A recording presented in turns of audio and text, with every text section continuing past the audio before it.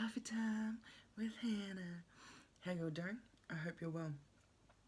I'm just glad that my coffee's still hot. Hey, so last week I posted a video with Lee and Calvin.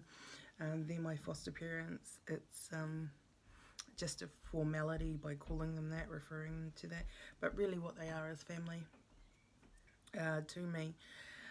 I've had an amazing response to the video. A lot of people have said, wow, I didn't know that about you. And that was the whole point. You see a lot of videos, news stories, books, and even I own the books of bad foster situations. And I really genuinely wanted to tell the story, and I've been wanting to tell it for years. And just, I wasn't sure how that looked, and the way that video came about. I was in their house and I hit Calvin up. I wasn't even in their house. I was, we were having dinner somewhere else, and I hit Calvin up, and he's like, yeah, that'll be alright. So the views on that video have been incredible, and I just wanted to reflect on a few things that have kind of come up for me about that video and what it was like, the experience was like while being with them. I genuinely don't even remember how long I was there. I'm sure it was at least 2 years, maybe even more. But there was so much happening at that time. Relationships with my siblings and my mum, trying to maintain that. At the same time as attending school, being present at home, being a teenager. That was really hard, trying to understand mental illness. It's like, oh, crazy days. I remember when, because I used to catch the school bus, and one of the girls on the bus hit me up when I was about 20, 21, and she's like, you were always so angry when I jumped on the bus. And perhaps I was angry because I didn't understand how to deal with those emotions. And kind of conflicting messages. At the time when I was a teenager, it's like far out. Anyone in that situation would possibly respond the same way. Yeah, and then when I was 20, I was really chill because I didn't have to, I didn't have all those things to kind of manage and understand any longer, because I was no longer, there weren't those expectations on me to go to school, to maintain a relationship with with my mum and those kind of things, and yeah. So it became a lot less complicated once I'd left. But of no fault of Lee and Calvin, it was just the way things go. I don't think I had better coping mechanisms 6 years later or anything. But I did have a better understanding of mental illness. Yeah. So that's pretty hard. The one thing I did want to reflect on from that video and what that brought up for me was, what is love? Because I'm sure it came through on the video, and I say it several times, I didn't have that. I didn't feel that I had that when I was at home. I might cry, by the way. So when I was with mum, when I was with my dad, there were always expectations. Always expectations. When I was with Lee and Calvin, and even now, there are no expectations. Rather, more do what makes you feel happy. When I decided to leave my $70,000 job a couple of years ago, they were amazingly supportive, because the one thing I said was it wasn't making me happy anymore. So there's money and there's happiness. Yeah, they weren't really weighing up. So go, just do it. it was a risk.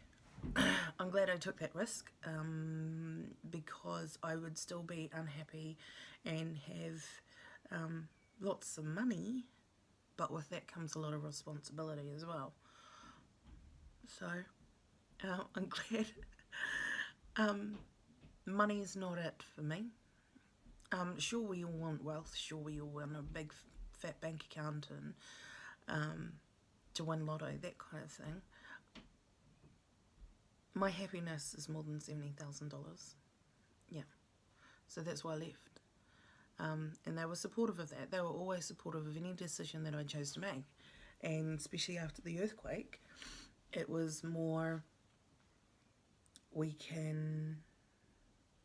They said that they could support me and help me out in whatever shape or form that took, so I could get to a place where I needed to be, where I could be independent again.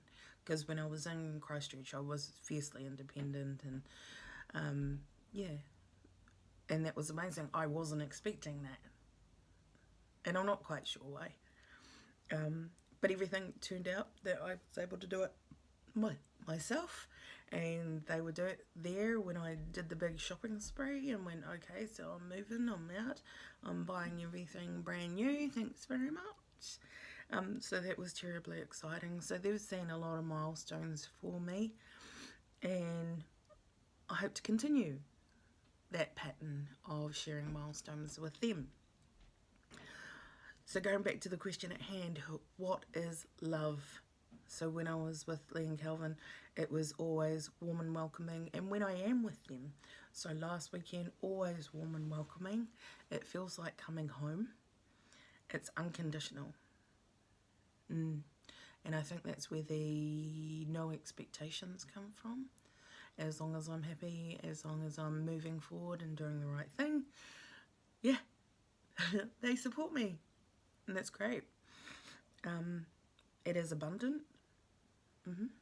It is all the time. It's consistent. They are the one thing in my life that has remained consistent since I was 14. And that's amazing. Yeah. There's times in my life where, I wasn't in such a good place, so I didn't make contact with them. And that only happened for a couple of years, yeah. And I'm okay with that. And then I told them in retrospect, and they're like, gee, not sure we would have liked you then for doing what you're doing. And I fully understand that. Love is filled with joy and laughter. And as soon as I walked in the room last weekend, it's like start ripping into each other and just, having a bit of a laugh and enjoying each other's company. How long's it been? It's probably been a couple of years since I've seen them, and then it was Christmas down here, down in Dunedin, and then I was with Calvin's family for Christmas Day, and that was amazing, and that is always filled with laughter because they're just a really funny family. And lots of presents and kids running around and food, insane food, just abundant amounts of food. So that's what love is. It is trust, it is honesty, it is openness, and it is caring. Yeah. So that's my experience with recognizing. Now I know what love is, because up until that point, didn't know what it was. Sorry about that. I was just becoming a little bit overwhelmed with all the feels and had to take a bit of time to just acknowledge what I was feeling and then keep moving. So in most of my coffee times with Hannah, I share what I learn throughout the week. And the one standout thing for me is that I am so loved. I am so loved. I am so safe. I am unconditionally loved by Lee and Calvin, and by a lot of other people. They just show it a bit differently, like any parents do. So that's my parting gift for Coffee Time with Hannah. I've finished my coffee, by the way, so I think I'll finish this video here. If you're watching me for the first time, please like, comment and subscribe. You can follow me here on Facebook and also over on YouTube, Absolutely Positively Hannah. I'd love to connect. Leave me a comment. We'll see you next time. Bye.